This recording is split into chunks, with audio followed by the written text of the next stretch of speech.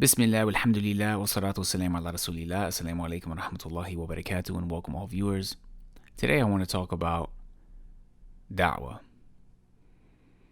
Specifically, I want to share some of my deepest experiences and thoughts over the past 13 years of having da'wah be a priority in my life.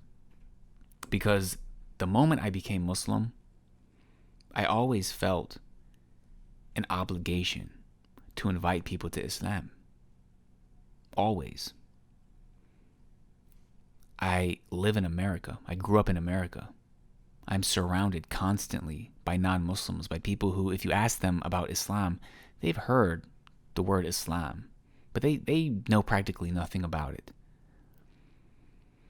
And later on, of course, as I studied the religion, I realized that this is actually a communal obligation upon us. If we think that we can just live surrounded by non-Muslims, that we can just live in this world where people don't understand that their creator sent them divine revelation to follow, if we think we can just keep it to ourselves and we're not being sinful, then we are sadly mistaken.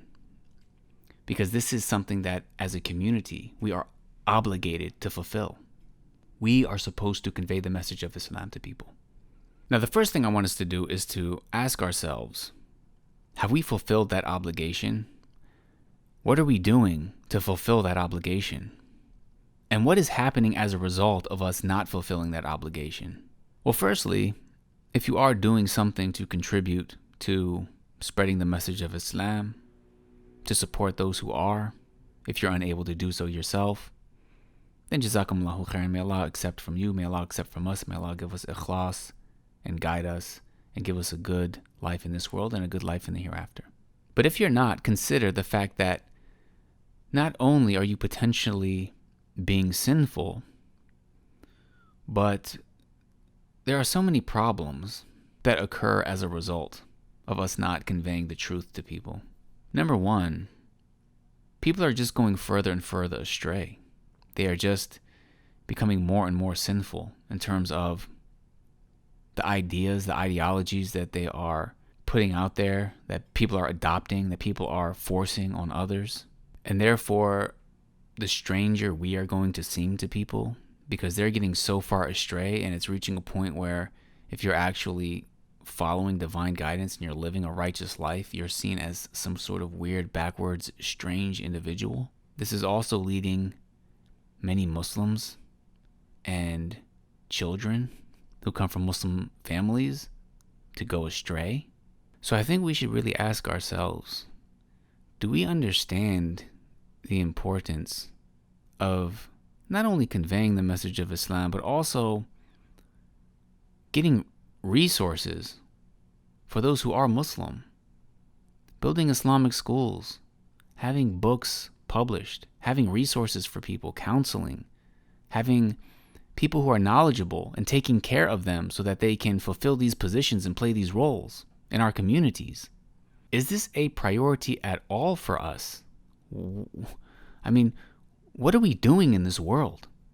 You know, people who are upon falsehood, they're really making it a priority to spread their falsehood. I mean, hardcore. They are putting their all into it. They're investing millions and millions and millions of dollars. They are just spreading propaganda left and right. They're writing books, publishing articles, posting stuff on social media. And we can see the effect that it's having. We can see the direction that society is heading. Well, what are the Muslims doing? We have the truth from Allah subhanahu wa ta'ala. What are we doing? What are we doing to convey the message? What are we doing to preserve our own iman, our own families, our own communities, our own children? Do we not realize that iman, that our belief, our faith, it's not just something that's in our heart. It's not just something that we just say is inside of us. Our belief is manifested, yes, in our hearts, but also on our tongues, what we say, what we convey to people, speaking the truth. speaking against falsehood, and also on our limbs, on our bodies, the things that we physically do. What are we doing? What are we saying? If we're not saying or doing anything, then how can we be so sure we really even have anything in our hearts truly?